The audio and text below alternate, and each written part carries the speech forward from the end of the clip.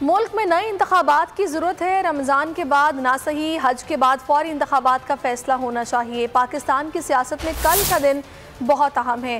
खिताब में शेख रशीद ने कहा कि सियासत से रिटायर होना चाहता था मगर अभी भी इमरान खान को छोड़ा तो ज़मीर मलामत करेगा। रावलपिंडी शहर गद्दारों को पसंद नहीं करता। चोर लुटेरे सब इमरान खान के खिलाफ इकट्ठे हो चुके हैं।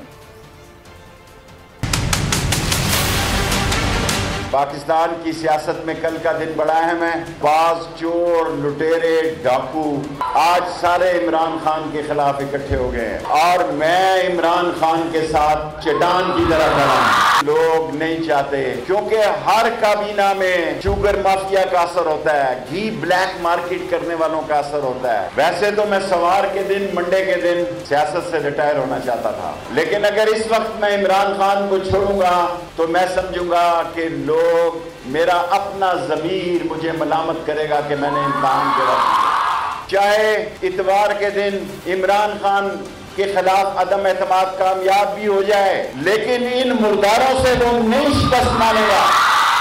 और अगर उसने चौक और चौराहे की सियासत की तो रावलपिंडी का बच्चा बच्चा इमरान खान के साथ खड़ा होगा इंशाअल्लाह। जो आदमी अपने इलाकों का वोट लेकर पैसों की खातिर बिकता है, अपनी हमदर्दियां और जमीर फरोशी करता है ताकि इलेक्शन में उस इलाके के लोग उसको मुस्तरद कर दें और दयानतदार लोगों को आगे लेकर आए।